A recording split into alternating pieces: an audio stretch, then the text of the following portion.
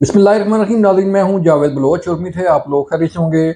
आज हम बात करने जा रहे हैं कि 26वीं आईनी तरमीम तो हो गई, लेकिन अब इसके बाद 27वीं आईनी तरमीम जो है वो होने जा रही है। उसके लिए लॉबिंग शुरू हो गई है, राब्ते शुरू हो गए हैं। ये 27वीं आईनी तरमीम जो है क्यों की जा रही है और इसका मकसद क्या है, इस पर हम बात करने जा रहे हैं। और फिर हम बात करेंगे कि आज चीफ जस्टिस याहिया अफरीदी साहब का पहला दिन था, पहला वर्किंग डे था। और आज उन्होंने भरपूर तरीके से काम किया, केसेस की समाअत की और फुल कोर्ट इजलास से खिताब भी किया। उसमें फुल कोर्ट इजलास में जस्टिस मंसूर अली शाह साहब जो है वो बैरून मुल्क से ऑनलाइन शरीक हुए।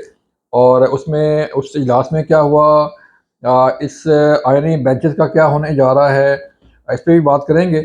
सबसे पहले हम चलते हैं कि 26वीं आईनी तरमीम तो हो गई और उसी 26वीं आईनी तरमीम के तहत ही चीफ जस्टिस याहिया अफरीदी साहब ने अपने ओहदे का हलफ भी लिया है। मीन के 26वीं आईनी तरमीम को सुप्रीम कोर्ट ने तस्लीम कर लिया है और अब उस पर अमल दरामद जो है वो शुरू हो चुका है।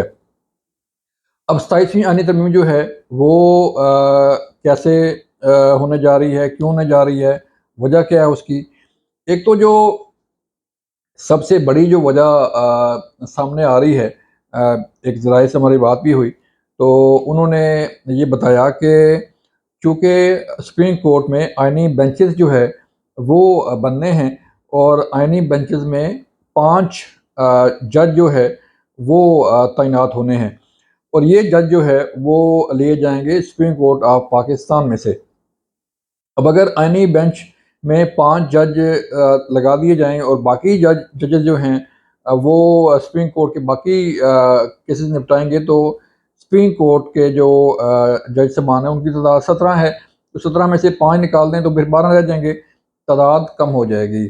इसलिए हुकूमत ये प्लान कर रही है कि सुप्रीम कोर्ट में जज साहबान की जो तादाद है 17 से वो 22 कर दी जाए या उसको मज़ीद जो है वो बढ़ा दिया जाए। तो इसलिए ये आइनी तरमीम जो है इसमें जो खामी रह गई थी 26वीं आइनी तरमीम में वो जो है वो उसे दूर किया जाए।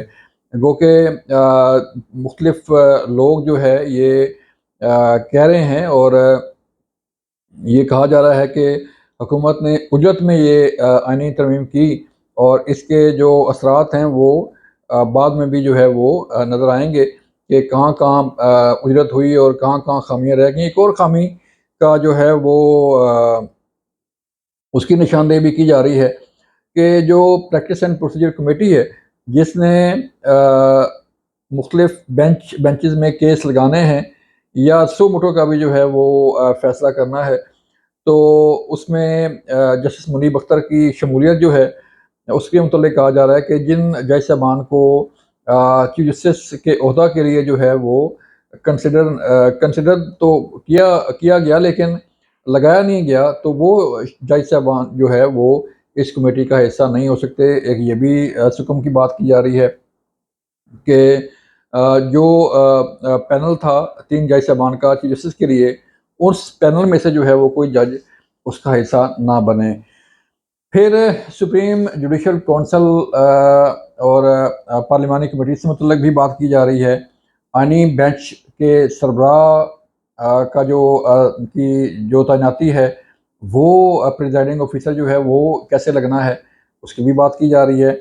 जो मौजूदा सूरत हाल है उसमें तो जो जज साहबान लगेंगे वहाँ पे आइनी बेंच में, उन पांचों में से जो सीनियर होगा वो उसका सरबराह होगा और वो उसकी सरबराही करेगा। लेकिन इसके मुतल्लिक भी कुछ जो है वो चीज़ें की जा रही हैं, लेकिन इसके मुतल्लिक इस्लामाबाद में बड़ी बात गश्त है, राब्ते हो रहे हैं, मुशावरत हो रही है।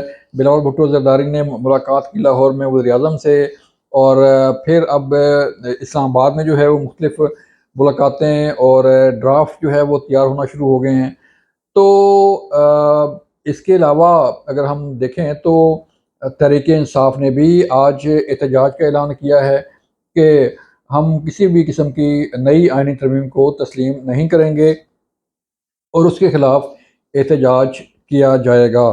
مولانا فضل الرحمان صاحب جو 26ویں آئینی ترمیم کے لیے حکومت کے ساتھ کھڑے تھے، وہ بھی اب یہ کہہ رہے ہیں کہ وہ نئی ترمیم کے لیے حکومت کا ساتھ نہیں دیں گے۔ پھر اس صورتحال میں جو ہے حکومت نمبر گیم کیسے پورے کرے گی، کس طرح جو ہے وہ چیزیں بڑھیں گی، یہ بڑا اہم سوال ہے۔ اور پھر اگر ہم دیکھیں تو آج ایک نئی چیز جو ہے وہ ایک نئی ڈیولپمنٹ، ایک نیا دور جو ہے آپ اسے کہہ لیں کہ چیف جسٹس یحییٰ آفریدی صاحب نے اپنے عہدے کا چارج سنبھالنے کے بعد آج ان کا پہلا ورکنگ ڈے تھا، اور انہوں نے صبح جو ہے وہ کئی کیسز کی سماعت کی، اور پھر اس کے بعد فل کورٹ اجلاس کی بھی صدارت کی۔ فل کورٹ اجلاس میں مختلف قسم کے فیصلے کیے گئے، اور جو پینڈنسی ہے سپریم کورٹ میں کیسز کی، اسے کم کرنے کے حوالے سے بھی بات چیت کی گئی کہ ان کیسز کا جو بوجھ ہے سپریم کورٹ پر وہ کیسے کم کیا جا سکتا ہے، اور لوگوں کو کیسے سپیڈی جو ہے وہ جسٹس فراہم کیا جا سکتا ہے۔ اس کے لیے مختلف آپشن پر بھی غور کیا گیا۔ جسٹس منصور علی شاہ صاحب نے بیرون ملک سے وہاں پہ شرکت کی، اور انہوں نے بھی اپنی تجاویز دیں کہ کس طرح ہو سکتا ہے۔ تو لیکن سپریم کورٹ کے چیف جسٹس کی تعیناتی کے بعد بھی جو ہے صورتحال کوئی ہمیں نارمل نظر نہیں آ رہی، اور حکومت کو جو ہے وہ مختلف قسم کے خطرات جو ہے وہ لاحق ہیں کہ یہ بھی ہو سکتا ہے، وہ بھی ہو سکتا ہے، ایسے بھی ہو سکتا ہے، ویسے بھی ہو سکتا ہے۔ تو ایک اور چیز جو آج بڑی الارمنگ سچویشن اس میں ہوئی کہ آج 26ویں آئینی ترمیم کو بھی چیلنج کر دیا گیا ہے۔ 26ویں آئینی ترمیم جو ہے وہ جب چیلنج ہو گئی ہے تو چیف جسٹس یحییٰ آفریدی صاحب جو ہے وہ اب اس پہ کیا کارروائی کرتے ہیں، کیا فل کورٹ بنتا ہے، کیا لارجر بینچ بنتا ہے جو اس کی سماعت کرے گا، یا معاملہ یہ والا آئینی بینچ میں جائے گا۔